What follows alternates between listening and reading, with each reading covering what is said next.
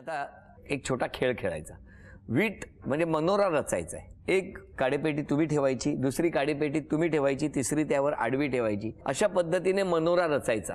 3 टप्प्यांचा मनोरा रचला की पहिलं बक्षीस आणि 5 टप्पे झाले की दुसरं बक्षीस. दोघांनी मिळून हा खेळ खेळायचा आहे. इतकी वर्ष कसं एकाला दुसऱ्याने साथ दिली, हो की नाही, तसाच हा मनोरा उंच उंच घेऊन जायचा आहे. ठेवा उभा.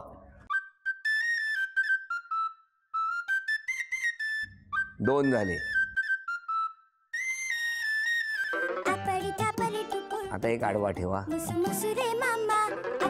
3.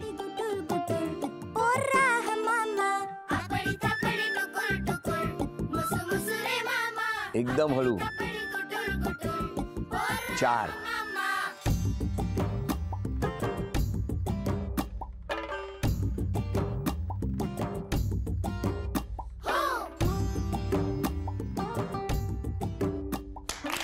अभिनंदन.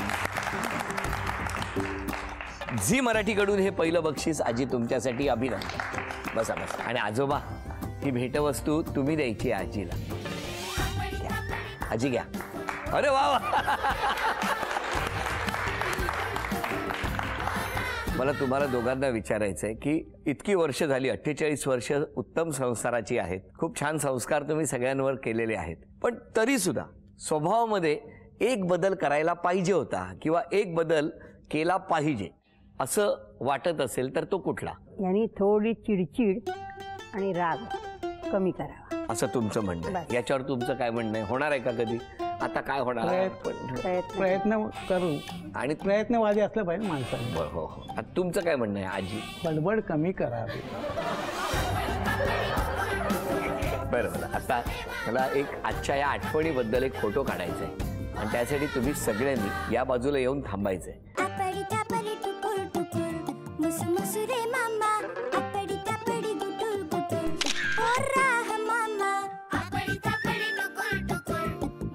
कोल्हापुरी साज आजोबांकडून आजीसाठी.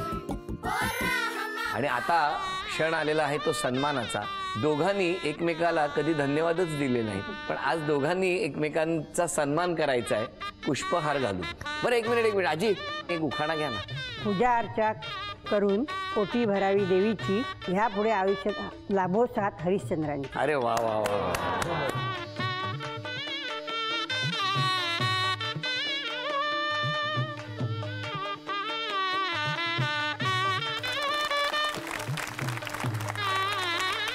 आणि या इतक्या आनंदाच्या प्रसंगी आजोबा, झी मराठीकडून ही भेटवस्तू तुमच्यासाठी. म्हणजे एप्रिलला. आणि त्याच्यानंतर असा प्रश्न पडला की आमची हे थोडी थोडी ढासळत गेल्यानंतर मुलींना ह्यांना नोकरी कुठे लावायची. त्या माझ्या बहिणीचे मिस्टर ना खूप असं हे करणारे होते आणि आमच्या आई वडिलांनी खूप प्रेम दिलं होतं. तर म्हणाले ह्यांना कुठेतरी नोकरी लावायला हवी ना. अनेक कंपन्यांनी फिरवलं. नाही म्हणाले ह्या कंपन्यांनी आमच्या मुलींना नोकरी नाही. माझी पुढची एक बहीण होती आणि मग ज्या वेळेला खरोखरच बँकेसाठी मला माझी बहीण घेऊन जात होती तर माझ्या भावाने, मोठ्या भावाने मला कोंडून ठेवलं. तिला नाही पाठवायचं तिकडे, आमच्यापासून लांब नाही करायचं. का सेव्हिंग अकाउंट उघडणार नाहीत लोक? कुठेतरी जाईल कोणतरी हिला घेऊन जाईल, एक प्रकारची भीतीच त्यांच्या मनात. मग ह्यानी कधी नेलं तुम्हाला? तरी ऐकतो. त्या बहिणीचं लग्न झालं, पुढच्या बहिणीचं, आणि ते ऑफिसर झाले. ती बिचारी वारली बहीण. ती बागव्यांकडे दिली होती. मग ही सगळेजण बहिणीचे मिस्टर म्हणाले प्रेमाला आता मुंबईला आणूया. आणि नोकरीला परत मी ST मध्ये बॉम्बे सेंट्रलला लागले आणि तिथं मला हे बघायला आले. काय हो, आता आले, तुमचा रोल आला. आता कुठे ST थांब्यावर थांबलीये तोपर्यंत बोला लवकर. काय झालं? तुम्ही कसे काय गेले बघायला? कसं, माझ्या मेवण्याने मी असे उभे होतो आणि हिला त्या ऑफिसमधून बोलवून आणलं. तर माझ्या मनात एक विचार आला की हिला वडील नव्हते, माझे वडील नाहीत. आणि त्यामुळे विचार आला, अरे रे, शक्यतो आपण हे प्रपोजल सोडायचं नाही, काय होईल ते होईल. आणि गंमत त्याच्यावेळी आम्ही 1 रुपया 2 आण्यामध्ये आमचं लग्न ठरलं. खर्च किती? 1 रुपया 2 आणे. आणि ते दिलेही नाहीच, कारण मी त्याच्या ऑफिसमध्ये घेतो. अशी ती गंमत झाली. आणि 15 दिवसा मी हे लिहिलं घरी की माझं असं म्हणजे मुलगी एक बघितली आहे, तर तुम्ही पुढचं हे काहीतरी करा. असं टोटली योगायोग आहे. आणि गंमत अशी की आमचा तुम्ही कदाचित तो प्रश्न नेहमी सगळ्यांना विचारतो लव्ह मॅरेज का प्रपोज मी नाही विचारत. तुम्ही नेहमी विचारता होम मिनिस्टरमध्ये बघतो त्यावेळेस तर आमचं लव्ह मॅरेज नाही आहे, पण माझं नाव लव कुशपैकी लव आणि इथं प्रेम लतापैकी प्रेम. म्हणजे तसं बघायला गेलं तर आमचं लव प्रेम म्हणजे ते प्रेम विवाहासारखंच आहे. मी प्रश्न न विचारता अनेक प्रश्न निर्माण करून त्याची उत्तरं पण आजोबांनी शोधून टाकलेली आहेत. बरं मला सांगा, मग लग्न कुठे झालं तुमचं? लग्न आमचं मुंबईला झालं. पण मुंबईला. त्याची त्यावेळेस- ते गंमत आहे. 17 मार्चला लग्न नक्की झालं, 15 ऑगस्टला साखरपुडा झाला आणि 18 डिसेंबरला मुंबईला लग्न झालं. अरे पण मला सांगा, लग्न आर्यमला ठरल्या हायस्कूल. लग्न ठरल्यानंतर लग्न होईपर्यंत जे काही 7-8 महिने हातात होते हो तेव्हा तर तुम्ही भेटला असाल. हो कुठे कुठे भेटण्याची ठिकाणं? म्हणजे माझी जी बहीण यांची वहिनी होते ना, ती आम्हाला तिकिटा काढून प्रेमा मी तिकिटा काढले, तुम्ही दोघं जण पिक्चर बघायला जा. कुठे? मराठा मंदिर? नाही मराठा मंदिर, अप्सरा, अप्सरामध्ये मेरा साया पहिला पिक्चर बघितला. मेरा साहेब मेरा साया. वा. नाटकाची तिकीटं काढून द्यायची, मग नाटकाला जायचो आणि हे रात्रपाळी यायचे का तर संध्याकाळी मी सुटल्यानंतर येऊन उभे राहायचे कुठे? बॉम्बे सेंट्रल. बॉम्बे सेंट्रलला. काय? का तर ही मुलगी जाते कशी, कोणाबरोबर जाते का, एकटीच जाते का, हिचं कुठल्या मुलाबरोबर का आहे का, हे बघायला? हा. आजोबा बरी लग्न जमवताय सगळ्यांची. आणि नंतर त्यांना कळलं आणि मग मला रोज असे माझ्या घरापर्यंत पोचवायला यायचे. मी बहिणीकडे होते, मी माझा भाऊ आणि मी पण मला सांगा, आता वडाळ्या कॉलनीत. लग्नाची तारीख किती? 18 डिसेंबर वर्ष? 1966. म्हणजे किती वर्ष झाली लग्नाला? 50 झाली. 50 वर्ष झाली. आता आम्ही 50 हे केला ना प्रोग्राम. साजरा केला की नाही एकदम आनंदात? एकदम. आतापर्यंत जो काही सुखी संसार आहे, प्रगती आहे, इतकं छान सगळा डोलारा उभा राहिलाय, त्या सगळ्या यशाचं श्रेय तुम्ही यांनाच द्याल? यांनाच 100%? 90% आणि 10% माझे 90. छान साथ दिली आहे दोघांनी एकमेकांना. आता मी काही प्रश्न विचारणार आणि या प्रश्न विचारत असताना मला बघायचं आहे की दोघांची उत्तरं बरोबर येतात का, म्हणजे उत्तरं बरोबर येणार पण समान येतात का, आणि समान उत्तर आलं तर बक्षीस लगेच मिळणार.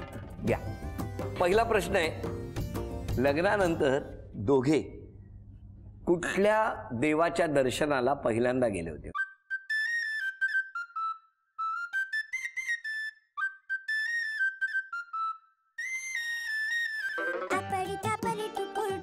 दाखवा. ग्रामदैवत रवळनाथ. तुम्ही काय लिहिलं? देव नारायण. गावच्या देवाला बरोबर आहे, पण ह्यांनी देव नारायण लिहिलंय. म्हणजे कुठला देव? तिला तो नारायण म्हणजे आमचा उपास्य देवत आहे. तिला तो तिथला हे माहिती नाही. मला गावचं विशेष माहितीच नाही. नाही, त्यामुळे पहिलं उत्तर चुकलं, पण काही हरकत नाही. दोन्ही देव आता पुढची उत्तरांसाठी आशीर्वाद देतील. पुढचा प्रश्न, आजोबांची आवडती नटी कुठली?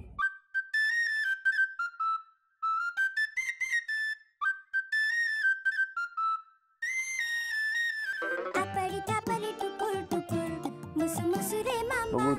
अरे वा, मीना कुमारी, अभिनंदन. आजींचा आवडता रंग कुठला?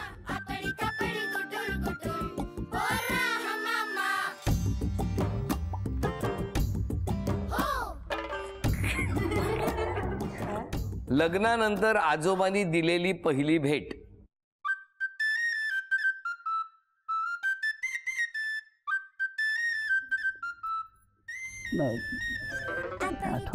नाही आठवत. बांगड्यांनी टिकल्या दिल्या तर मी त्यांना बटवा हे दिलं होतं. काय? बटाटा वडा? पर्स, मनी पर्स. अच्छा अच्छा, बटवा. बटवा. आतापर्यंत एकच बक्षीस बरोबर आलंय. आता शेवटचा प्रश्न आहे, दोघांनी बघितलेलं पहिलं नाटक कुठलं?